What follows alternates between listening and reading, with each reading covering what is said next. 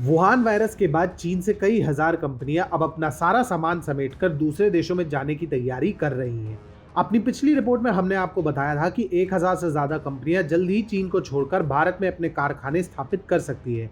हालांकि वह सिर्फ भारत ही नहीं है जो इन कंपनियों का सबसे पसंदीदा ठिकाना बना हुआ है, बल्कि बड़ी संख्या में ये कंपनियां दक्षिण पूर्वी एशियाई देशों में भी जा रही है और वियतनाम इसका सबसे बड़ा उदाहरण है। वियतनाम ने अमेरिका और चीन के बीच हो रहे ट्रेड वॉर का सबसे ज्यादा फायदा उठाया था और अब वुहान वायरस के समय में भी चीन से बाहर जाने वाली कंपनियों का सबसे अधिक पसंदीदा इन्वेस्टमेंट डेस्टिनेशन वियतनाम ही बना हुआ है।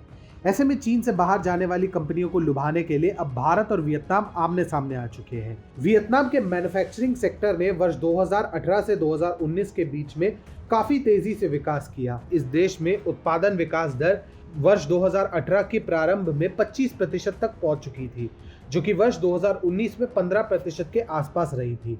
इस बेहद तेज विकास दर का कारण यही था कि चीन से कंपनी निकल इस देश में अपनी मैन्युफैक्चरिंग यूनिट स्थापित कर रही थी। यही कारण था कि वर्ष 2019 के पहले क्वार्टर में अमेरिका को किए जाने वाले वियतनामी एक्सपोर्ट में पिछले साल के मुकाबले लगभग 40% का उछाल देखने को मिला था। वहीं इस दौरान अमेरिका को किए जाने वाले भारतीय एक्सपोर्ट में सिर्फ 12% की बढ़ोतरी देखने को मिली थी।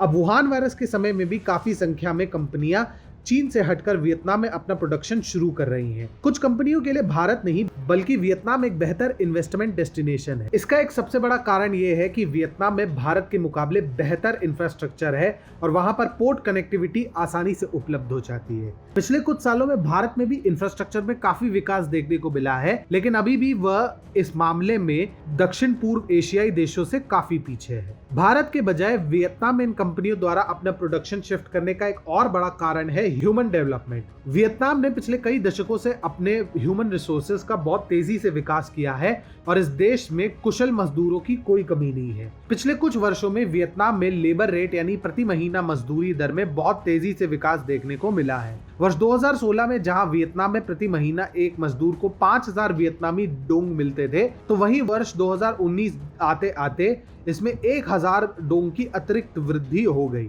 अब भारत सरकार ने भी पिछले कुछ समय में इन कंपनियों को लुभाने के लिए कई कदम उठाए हैं।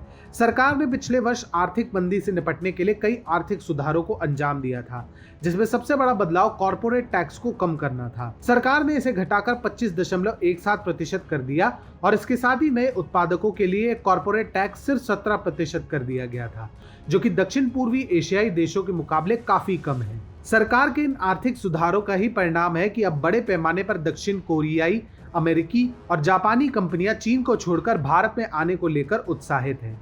इकोनॉमिक टाइम्स की एक रिपोर्ट की माने तो लगभग 200 अमेरिकी कंपनियां अपनी मैन्युफैक्चरिंग यूनिट्स को भारत शिफ्ट कर सकती है।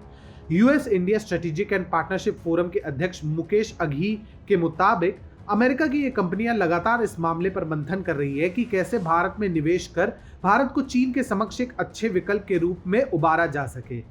ऐसा लगता है मानो भारत और वियतनाम एक दूसरे के साथ जंग लड़ रहे हैं कि कौन सा देश कितनी कंपनियों को आकर्षित करने में सफल रहता है। अभी तक वियतनाम ने ही बाजी मारी है, लेकिन इसका अर्थ ये नहीं है कि भारत ये युद्ध हार गया है। भारत सरकार ने पहले ही ब्लूप्रिंट तैयार कर लिया है कि आखिर इन कंपनियों को लुभाने के लिए क्या क्या कदम उठाने हैं। ऐसे में आने वाले वर्षों में हमें चीन से बाहर निकलने वाली कंपनियों के लिए भारत और वियतनाम में काफी भयंकर टक्कर देखने को मिल सकती है।